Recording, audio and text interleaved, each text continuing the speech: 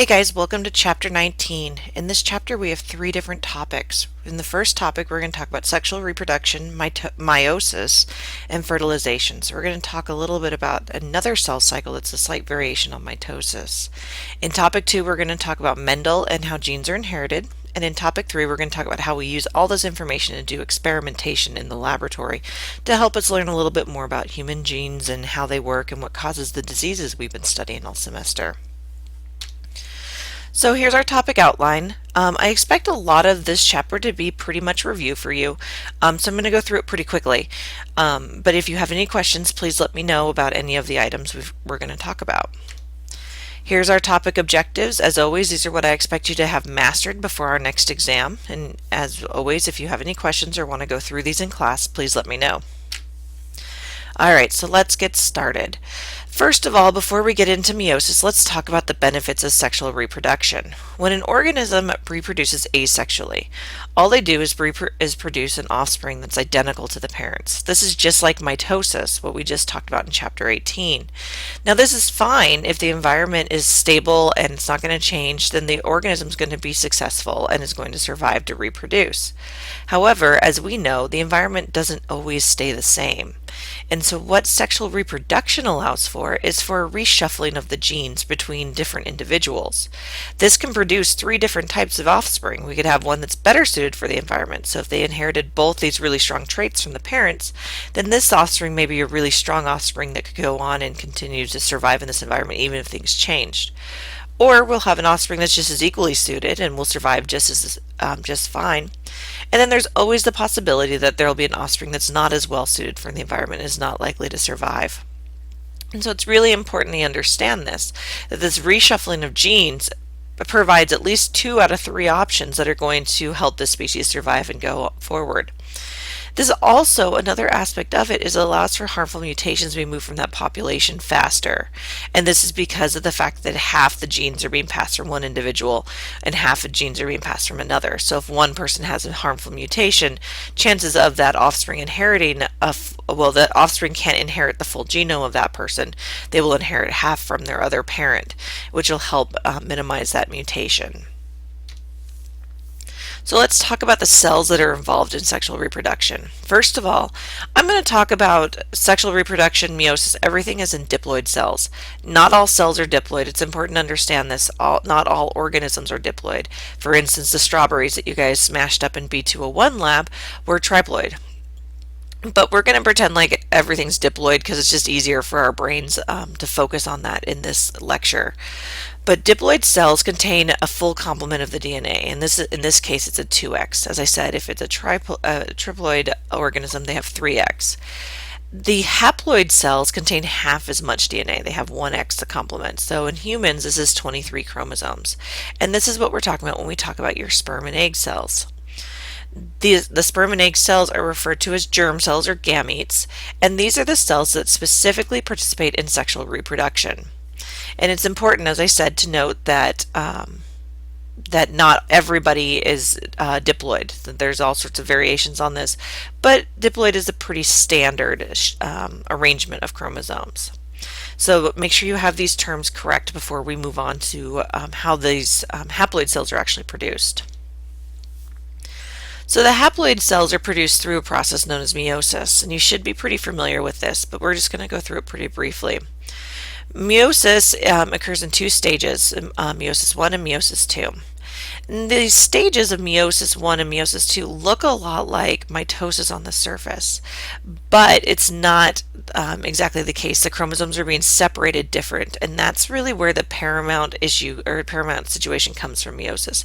So it's really important to understand that, and we'll walk through how these chromosomes are separated differently in the next couple slides.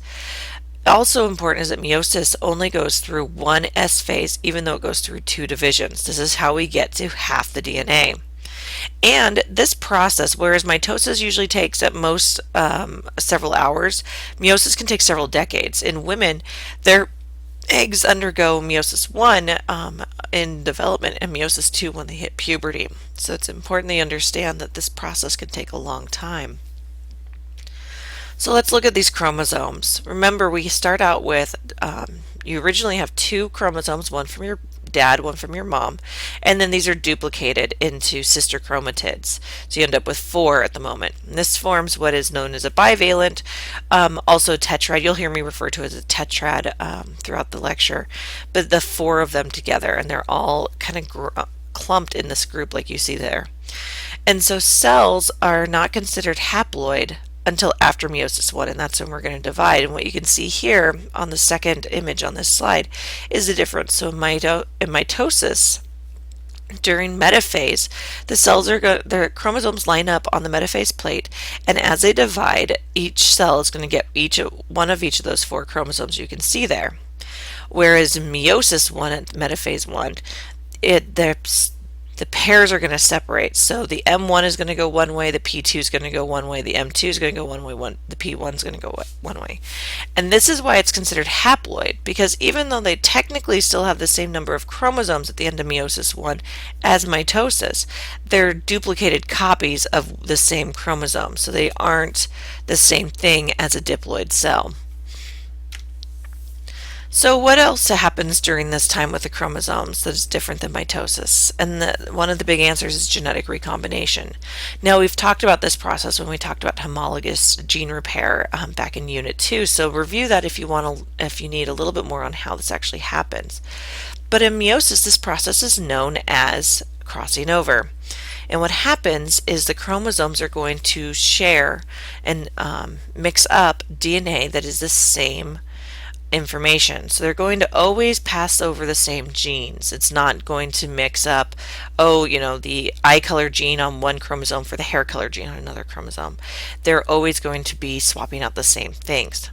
And this creates the synaptomal complex and creates a chiasma. And what that does is it helps hold this bivalent or tetrad together. And that helps create this really strong structure that you see here, and we'll talk about how that divides here in a second.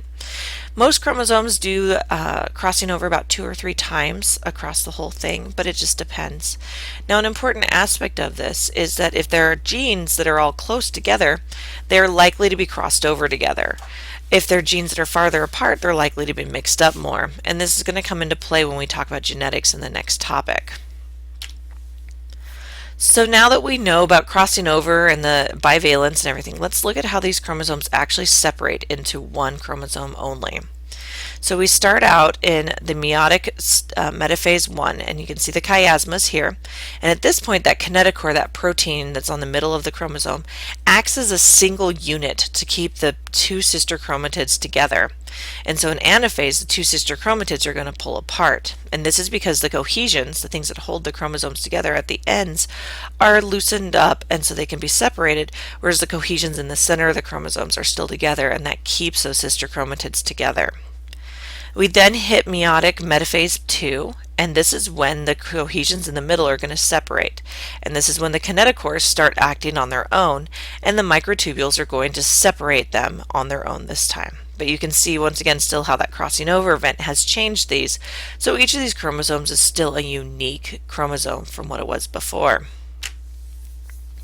So here's a review of meiosis, and it compares mitosis here for you as well so that you can have a reference back to what we're talking about. As you can see, we have the 2 different meiosis steps. We got meiosis 1 and meiosis 2, and we have only one S phase though. So these cells, when we undergo meiosis, will generate 4 unique cells. These cells are very different from each other and from their parent cell. Whereas in mitosis, we have 2 daughter cells that are identical to the parent cell. And this is completed through crossing over. So make sure you understand this chart and how these work and the different processes here. Alright, the root of all this comes back to genetic variation. We already talked about that. Genetic variation is what allows species to survive in an ever-changing environment and allows evolution to move forward. And meiosis is how we get that genetic variation. There's 3 things that help these individual genetic variation come to be and how we all can be unique. And it's through sexual reproduction. The first in that you get half your chromosomes from your mom and half your chromosomes from your dad. So it doesn't matter if you look just like your dad, you still have half your chromosomes from your mom. And that makes you a unique individual. And even if let's say that you have a ton of siblings, your siblings are never going to have the exact same genome as you unless you have an identical twin. And that's because of crossing over and independent assortment.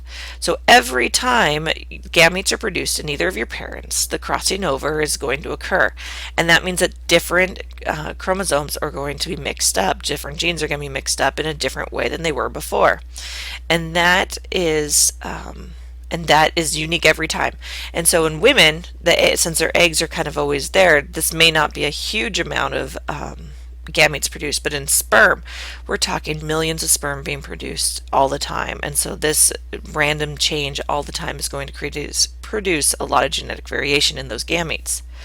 And then the last thing is the independent assortment of parental gametes. So not only is the crossing over mixing up the chromosomes, but you may get chromosome 1, 4, and 5 from your grandfather on your dad's side, whereas your brother may have gotten chromosomes 6, 7, and 8 from your grandfather, and then you guys got the rest from your grandmother.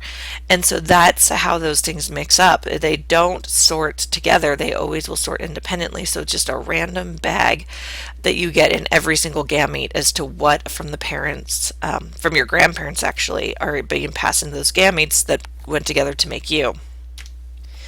Now, meiosis isn't perfect, and we've seen this happen before, and we talk about this with Down syndrome and other diseases, but we have errors in meiosis. Sometimes the chromosomes fail to separate properly, and this creates what's known as nondisjunction. Now, if we're talking about a complete duplication of the chromosomes so that the gametes end up with twice as many, that's going to be considered that is non-compatible with life. We have not seen humans survive with 3 copies of every chromosome, but we can see survival and decent lives from people who have one extra copy of chromosome 21, or there's a couple other genetic disorders out there where they have one copy of some of the smaller chromosomes. But the bigger the chromosome that's extra, the harder it's going to be for that person to survive successfully. We just have seen that the more extra genetic information is not necessarily better for people. And so let's wrap up with fertilization, and this is what gets us back to a diploid cell. So a zygote is a fertilized egg, and this is what happens when the sperm meets the egg, and you can see a picture of this here with all the different sperm. Now the first sperm that makes it through that outer shell, which is known as the zona pellucida, is going to trigger a calcium release, and this changes that outer shell to a really hard shell that the rest of the sperm can't get through. Once again, this prevents extra DNA from being incorporated into this new offspring. Now, if we have a non-disjunction event or extra sperm that make it into the cell, this is when we see those early term miscarriages. So before week 12, that's when a lot of miscarriages will happen, and that's because of some kind of genetic issue. Generally speaking, there's other things that can cause it, but in genetics, that's where we see that show up the most. And so that's how this fertilization process works. The sperm will digest a small part, get in there, changes the outside shell so nobody else can get in there, and then the process of fertilization is not complete until the egg and the sperm fuse their nuclei to create a new diploid cell.